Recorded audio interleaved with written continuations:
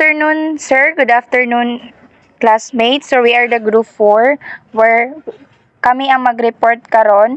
So, before anything else, mag-pray sa ta. So, may I call Mr. Pulido to lead the prayer. So let us pray, the Father, the Son, the Spirit, Amen. Thank you, Father God, sa kahapon ng magkatagan mo, Lord God. Ilabi na sa mo ang pagsugod ka rin sa mga report. Lord God, kung tayo ka mag-iyan, mag-abang ka ng amahan na ma-upside gini ang mga report, Lord God, masagdan. Lord, wala kayong bata, wala ka masagdan. Lord, ako inampugin ako sa langatan. In Jesus' name, Amen. In the name of the Father, the Son, the Holy Spirit, Amen. Amen. So, good afternoon once again. So, bago sa lahat, mag-activity muna tayo. So, do me like a 4 picks 1 word. So, instruction. You will see 4 pictures and you have to guess what the picture really want to say. So, nako ipakita diri ng mga pictures upat ka buok og i-guess nimo unsa iyang pasabot. So, ingon lang mo kung kabalo mo sa answer. So, first picture. So, first picture is this. So, 2, 4, 6, 7 ang iyahang ibabaw. And then, 2, 4, 6, ang down niya is, unom. So, 7 ang up niya and 6 ang down. Yes, Danica. Ano sa ito bag ni mo? Climate change, ma'am. So, very good. Ito ay climate change. So, pangalawang litrato naman. So, next picture is ito. So, 2, 4, 6, 6 letters siya. Yes, Mark. Anong answer mo? Ano? Nature. Sige, nature. Tama. So, last picture natin is ito. Sige, 2, 4, 6, 8, 9 letters to. Yes, Delia. Anong sagot mo po? Pollution, ma'am. Okay, very good. It is pollution. So, lahat ng mga pictures na andito is connected to sa ating bagong topiko. So, ating bagong topiko na pag-aaralan natin is about sa environmental ethics. So, first, objectives. At the end of the lesson, the learners should be able to understand what is environmental ethics. Second, identify the importance of nature. Third, give some example of environmental ethics related in their own experience. So, ito ang ating mga objectives. Environmental ethics is a branch of ethics that studies the relationship between human beings and the environment and how ethics plays a role in this. Environmental ethics believes that humans are part of the society as well as other living creatures, which include plants, animals. These items are a very important part of the world and are considered to be a functional part of the human life. So, sayon ra jud ang environmental ethics kay ang environmental ethics is kani jud ang atong mga nakita sa atong palibot, which is mga plants, mga living things or living creatures na atong nakita diri sa kalibutan. And part na siya sa ato ang kinabuhi kay dili pud ta mabuhi ug wala sila kay because if pars anang mga pagkaon na may mga pagkaon na makuha nato sa kining mga surroundings lang. In environmental philosophy, environmental ethics is an established field of practical philosophy which reconstructs the essential types of arguments that can be made for protecting nature, entities, and the sustainable of use of natural resources. So, kita po daw nga as a people sa environmental philosophy is kailangan po nato nga protektahan o ato po i-sustain nga alagaan nato ang environment nato kay dili pud ta magpasagad kay sige lang tagkuha tapos dili nato balikan sila og pag-alaga. So next, global warming. global climate change, deforestation, pollution, resource degradation, and the threat of extinction are the few of issues from which our planet suffering. So, ang sa environmental, kini jud ang mga main na mga problema na kinaharap sa mga environment nato, which is ang global warming, ang global climate, so climate change. So, kani sila ang mga main jud na gina kanang kaharap sa atong Mother Earth karon. So, Good afternoon, everyone. My name is Dalia Ros de Casil, and allow me to continue the report. So, what causes environmental pollution? So, as what Ms. Bandilan said kanina, environmental ethics is a branch of philosophy that focuses on ethical relationship between human and the natural environment. So, kay philosophical man siya nga topic, ang environmental ethics, ibig sabihin, gina-consider dire ang magiging impact bitaw sa bawat action ng mga tao sa environment. If it is morally ba siya, morally right, or morally wrong ang action nga ginahimo sa usa ka tao. So, palihog kog next. So, the act of humans lead to environmental pollution. The stronger demand for resources is also a factor that contributes the problem, as we all need food and shelter. When these things are so desired and needed, the natural balance of the environment is disturbed. Engineering developments are resulting in resource depletion and environmental destruction. So, madiscuss nato later ang about ani sa mga acts sa katao sa environment nato. And palihog next. So, the major environmental issues include pollution. So, pollution is a significant issue in environmental ethics. Refers to the introduction of harmful substances or contaminants into the environment that cause adverse effect. These contaminants came from various sources such as industrial activities, transportation, agriculture, and human waste. So, transportation, kana bitong mga aso bitaw sa kanang mga motor bitaw nga grabe na jud gaaso-aso na ang tambutso bitaw sa sa kanang vehicle nga ilang ginagamit. So kuan po na act po na sa usa ka tao. Then agriculture, halimbawa na is kanang nagamit ka chemicals para mawala bitaw mga insects sa ka plants. Then kanang chemicals nga imong gigamit is kanang moadto na siya sa water, which is mag-cause na siya pollution. And next is ang human waste. So as what you have see sa screen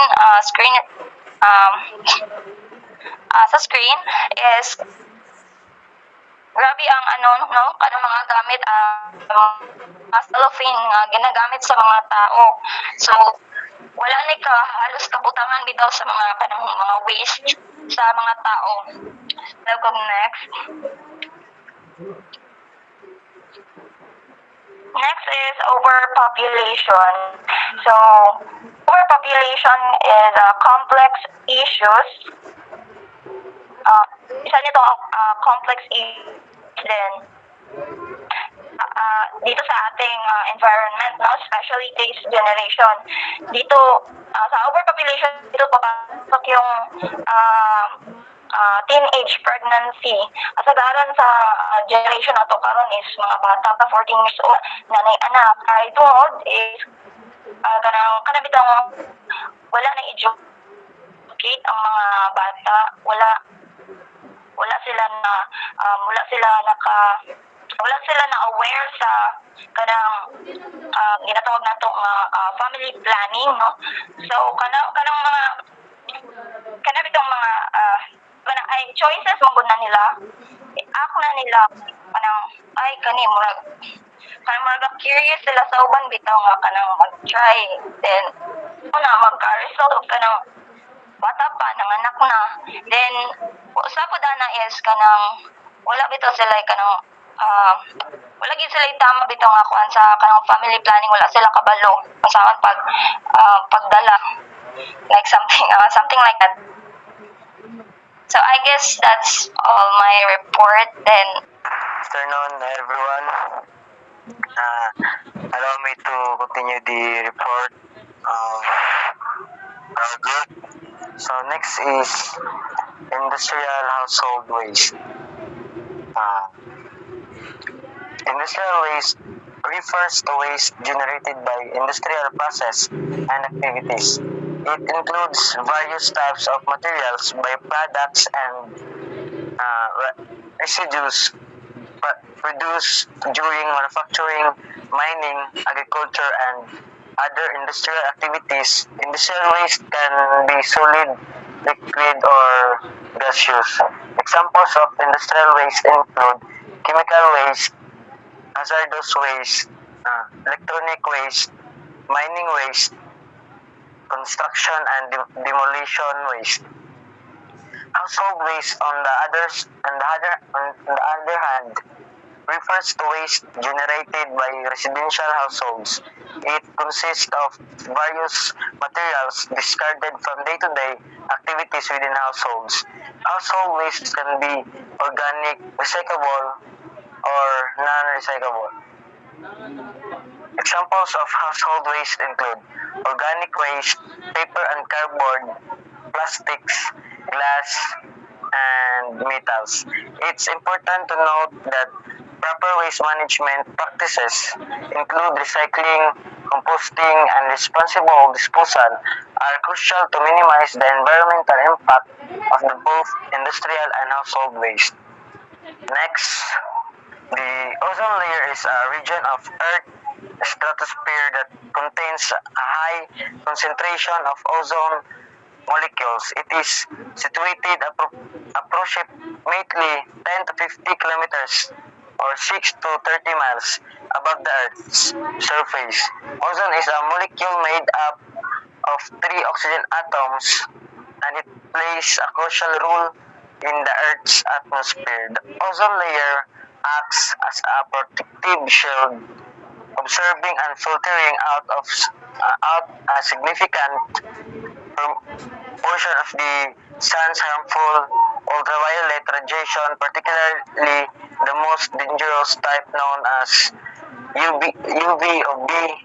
UV radiation can cause various harmful effects on living organisms, including skin cancer, cataracts, genetic damage, and harm to marine ecosystem. So, protecting the ozone layer is vital for the well-being of the planet and its inhabitants, as it shields us from harmful radiation and helps maintain a healthy environment for a life on Earth. So next.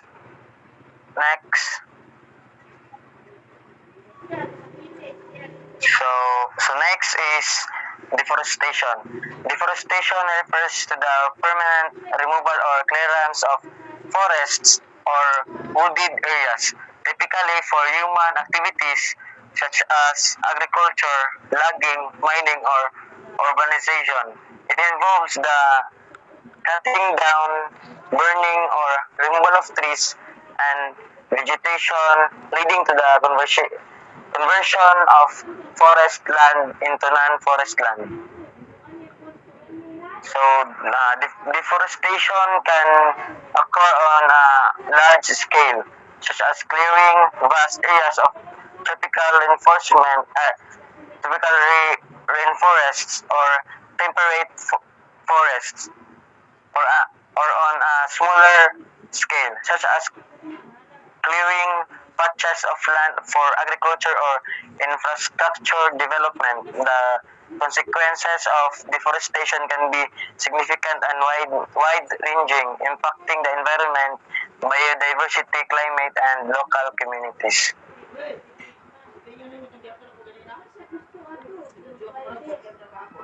Global warming. Global global warming refers to the long-term increase in the average temperature of the Earth's atmosphere and oceans. It is primarily caused by the buildup of greenhouse gases in the atmosphere, which trap heat from the sun and prevent it from escape back into space. This phenomenon is often referred to as the greenhouse effect. The greenhouse effect is a natural process necessary for life on Earth, as it helps to maintain a relatively stable and habitable climate. However, human activities, particularly the burning of fossil fuels such as coal, oil, and natural gas, deforestation, and industrial processes have significantly increased the concentration of GHGs in the atmosphere, leading to an enhanced greenhouse effect. Reducing global warming requires reducing greenhouse gas emissions through various means, including transitioning to renewable energy sources, improving energy efficiency, adopting sustainable land use practices, and promoting international cooperation and policies like the Paris Agreement, mitigating global warming is crucial for the long-term well-being of the planet, the preservation of ecosystems, and the sustainable of human society. And thank you. Next reporter. Good afternoon. My name is Nor Hakim Pandapatan and environmental ethics and its principle. Next. Number one, anthropocentrism. It suggests that human beings are most important beings. All other living beings are only accessories that would assist in their survival. So, inimumungkahi nito ang mga tao ay pinakamahalagang nilalang. So, next.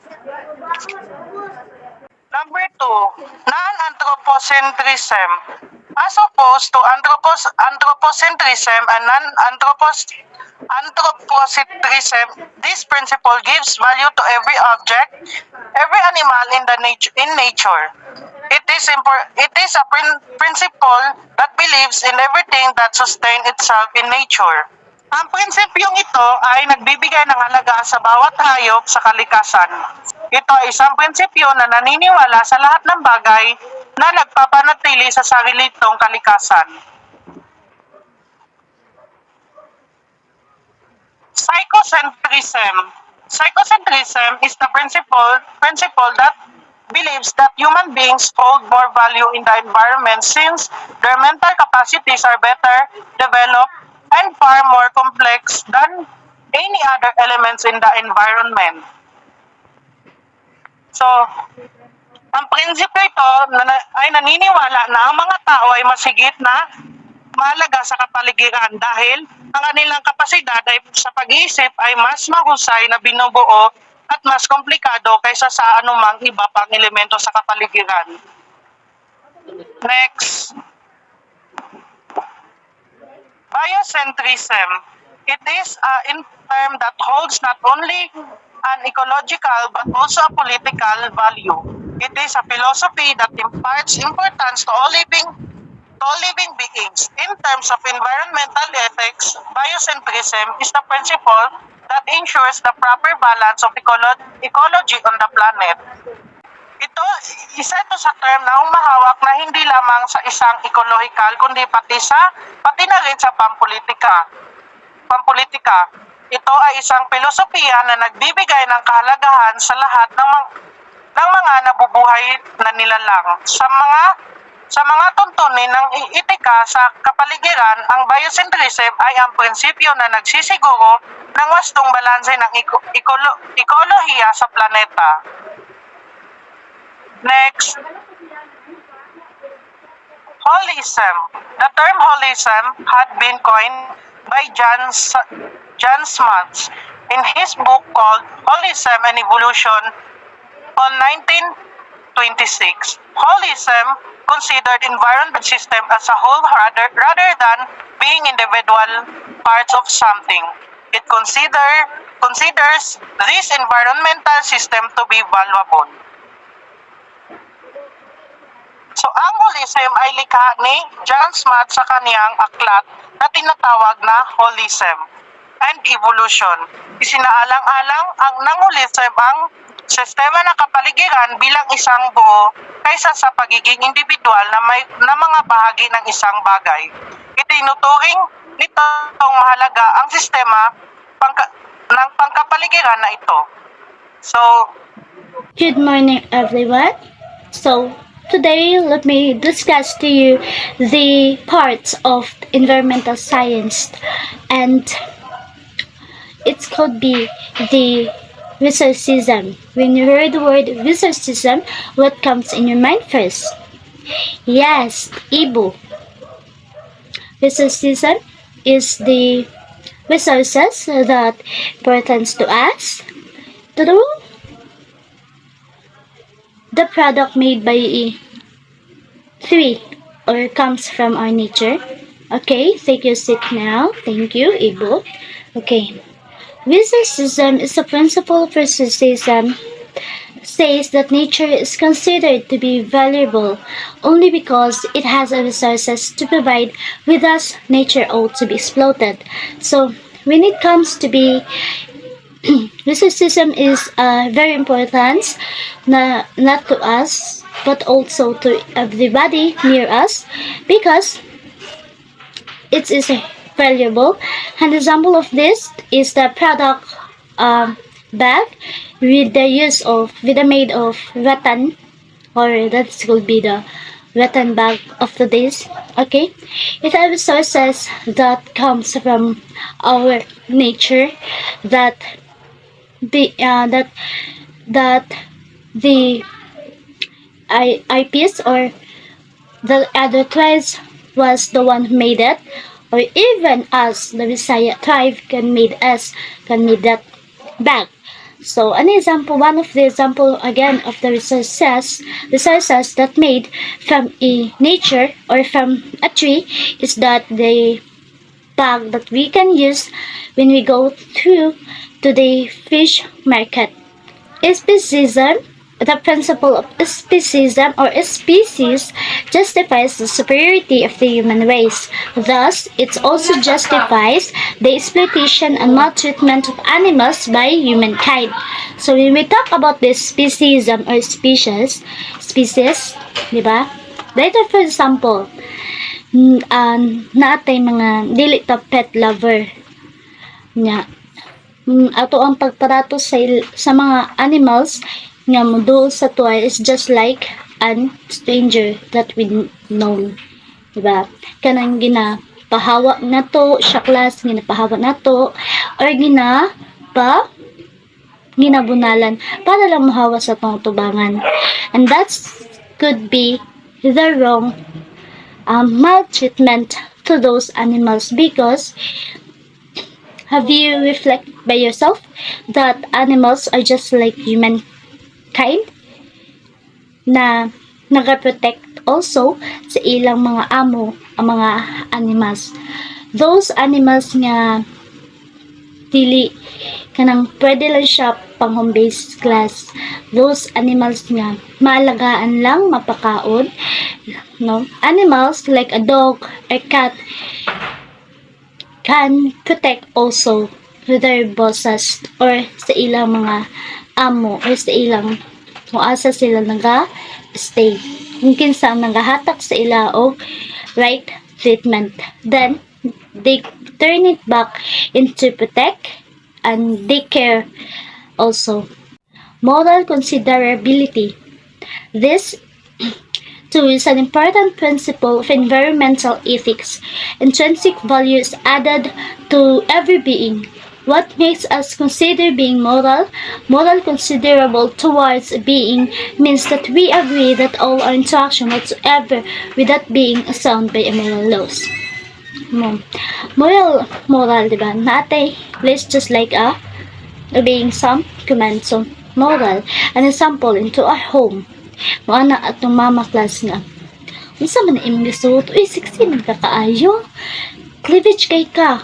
Can you change clothes or mag-follow ta, mag-obey ta og moral law because it's under the moral laws.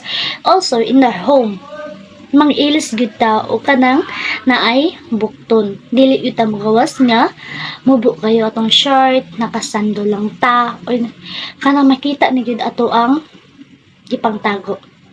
But it's considered as a moral kasi morality nimo ang imuhang show, di ba? Other people saw you, they could dress like that, di ba? Lain na po ilang una. But when they saw you na morally obey sa command or sa rules sa inyong balay, then it's all be belongs to moral considerability. Dili na may consider nga magsuot siya nga makita na yung kalag. Dili ni mo natin i-consider class nga sinanina siya, laag siya, pero ang iyang shirt mubo kaayo. Not that. Because it's in an environment na adyo mga tao pod nga mo judge na yung mga tao nga libak dito class. So it's an honor to us or it's an important to us nga mo-consider po towards ourselves, considering na po na, i-consider po na ito nga naatay law nga ginatuman. It's immoral ba siya or it's up to us on how we gonna obey the laws. Instrumental value. The instrumental value is a value important to a being as long as it can serve us with resources. So, instrumental value is an example is a gift, either from your relatives or from your best friends or from your special someone or from your teacher that gives to you. Then you accept it, but it's losses or it lost. No. When we say instrumental value, the one gift that given to you is worth to keep in your entire life. Why? Because the one who gave to you is doing his best or he's doing his effort just to give to you on a special day that they are about to give to you. So good afternoon, everyone. I am Ana Marie Flores. Allow me to continue the report of Ate Relampagos. So, intrinsic value. So, intrinsic value is the value attached to a being for itself and not only for its resourcefulness. So, intrinsic value refers to the inherent worth or value of a natural entity or ecosystem, irrespective of its usefulness to humans. So, it means na ang atuang nature is naa siya'y worth or value itself. So, as a human, ang nature is naagid siya'y dako nga value sa atua. Tungod kay, di ba, sa nature is we have our forests, rivers, plants, ocean, and soil na nagaprovide o nagasupply sa atua katuang mga tao og foods and other resources nga mahimo way natong mga tao nga maka-survive o mabuhi diri sa earth. So, para dapat gid nato nga i-respect o protektahan ang atuang kaugalingong nature, whether it beneficial ba siya or harmful ba siya sa atong mga tao. So ginapahiwatig diri sa intrinsic value nga ang kalikasan is na or atong nature is na siya sariling likas na halaga. So kitang mga tao is independent ta ani as a human or obligated ta ani nga mo-protect o alagaan ang atoang nature para ma-preserve nato ang atoang ginatawag na likas na yaman. So next. 3, go. So next is aesthetic value. So aesthetic value is imparted to a being by virtue of its looks or its beauty. So everything that is valuable in a variety of ways. So, giving aesthetic value is one of the many types of environmental value na pwede na to siya ma-apply sa objects or sa environment. So, like for example, sa objects. So, ginaingon na ang pag-value do nato sa isa ka objects or butang is naga-base siya sa or nagadepende siya sa iyahang appearance or emotional effect. So, tinatawag na to siyang aesthetic value. Like for example, nagpalit ka og expensive objects or gamit, then nag-decide ka nga mupalit ka og tumbler. So, nag-decide ka mupalit ka og tumbler. So, instead, ang imong paliton is katong ordinary nga tumbler. So, nag-decide ka, nagpalit ka atong flask nga medyo mahal din siya kasi sa ordinary nga tumbler. So, diba, pag makabantay ka kung mupalit ka og kanang mahal bitaw nga butang is para sa to is mas dako gives yung value katungod na mahal siya o paningkamutan siya nato nga kanang maampingan bitaw nato. So kung mapalit ka og ako plus na tumbler, so if mawala nato, so di ba mas masayangan gud ka katungod nga nag-spend ka og dako nga kwarta nga gipalit ato nga object. So kaysa kung mawala ay kung compared atong mapalit ka og ordinary nga tumbler, so although makafeel ka og kana bitaw masayangan ka pero lahi ra jud ang mapil nimo nga sayang kung ang katong object sa imo is mahal siya tapos murag dako siya value sa imo. So next point. Ay, balik sa di. Bukat na to ha. So, mag-compare sa nato siya sa environmental naman kay ang environmental is the nature of aesthetic value proposes that aesthetic goodness, the property and virtue of which work of art are valuable is matter of their capacity and appropriate circumstances to give satisfactions. Like for example, sa nature. So, naglaan ka, tapos niadto mo sa different places, then nakita ni mo dito, for example, nakita ka dito ang beautiful landscape or views sa lugar na inyong tagtuan, so then makafeel ka nga, para ba makafeel ka o na-appreciate ni mo ang views or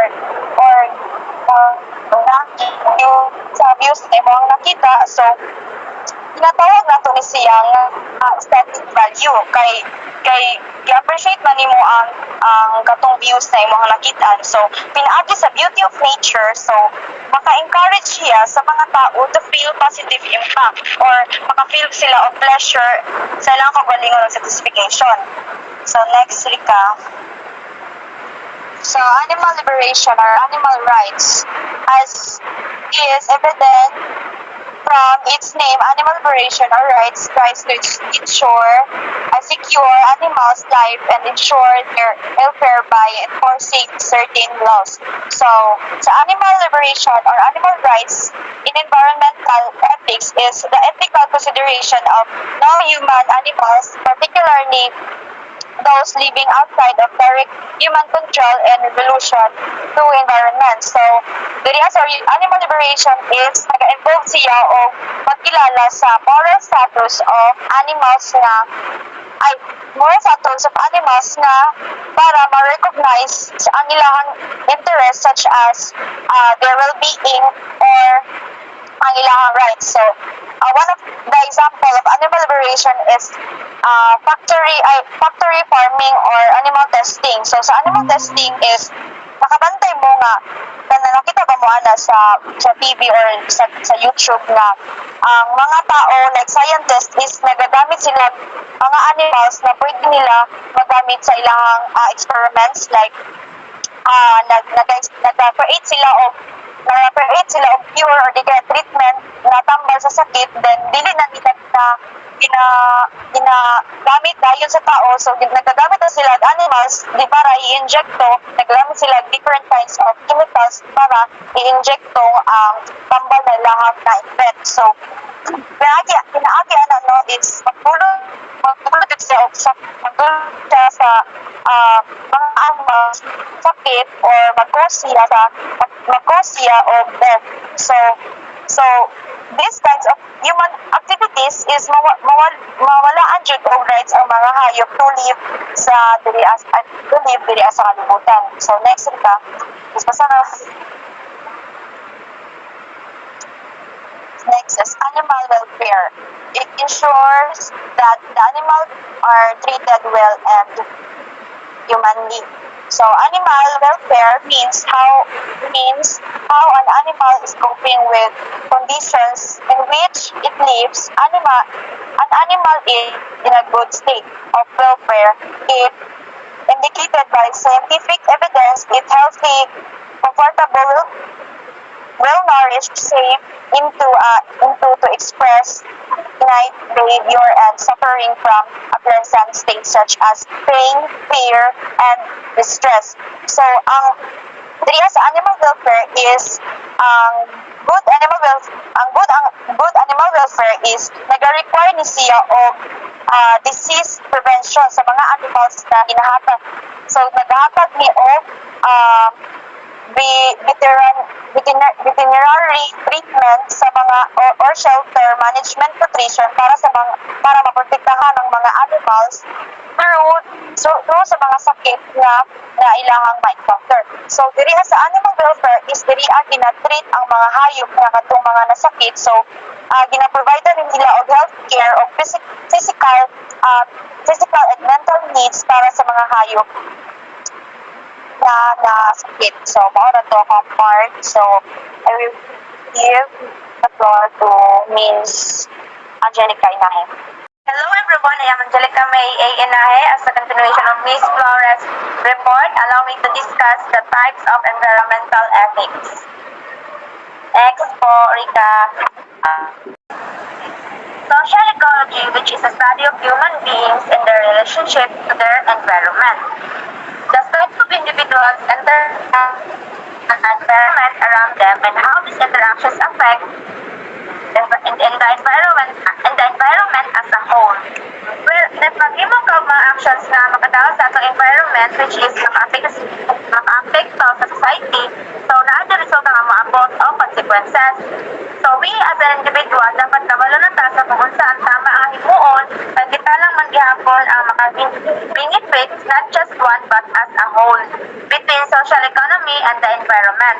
So then sa ato lang gihapon mag-reflect kung unsa nato pag-respond sa atong environment whereas ato ang mga action naka-dependent lang sa ato ang mga lihok as a human.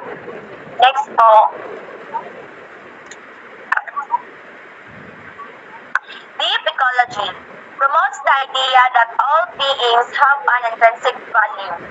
Deep ecology is often associated with the Norwegian philosopher Arne Naess, who coined the term deep ecology in the 1970s. Deep ecology is an environmental philosophy that advocates for a profound shift in human values and relationships with the natural world. It seeks to address these issues by promoting a radical transformation of society, including changes in economic, social, and political system. It is also emphasizes the importance of local and as well as the preservation of biodiversity and ecosystem. When we say about the relationship about human and the natural world, which is the environment, that we as a human not try hard or love for the nature. In today's generation man god, kay ginatake for granted na lang nila ang atong nature. In short, inaabusaran, inaabuso. Wala sila words of ethics in terms of the nature as a human. They know kung kasi may tapos ang environment if kung ilaha lang gihapon ginapadayon ng ilang action, kita lang gihapon ang mag-suffer.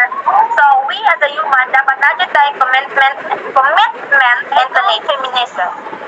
It is a branch of feminism that help us look at the earth as a human, so that as a woman, so that we can respect it in a better way.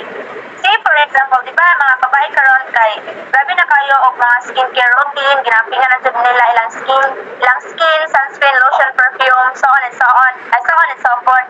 In short, hygienic kayo, which is good. So, what I am trying to say is that dapat kung ginaon sa nato pagkaya itong lawas, kung limpiada man ka, dapat i-apply po nimo na sa itong economy. At sa mga to, say for example ka ng mga in a relationship karon ka ng mga manag-uyab, di ba kung ikaw ginampingan nimo, ikaw boy ka niya, ginampingan nimo imong uyab nga babae ko sa imong mga actions, sa imong mga words, kaya para di mo mag-away, so dapat inganaon po nato ato ang nature no kanang ato po inganaon pa siya pag-care para dili po mangluod. So, not just for the girls, but as a whole siya, both. Kay kita lang man gihapon ang maka-benefits good, kita lang gihapon ang mo harvest sa ang mga actions. Next po. Why environmental ethics is important? Next po.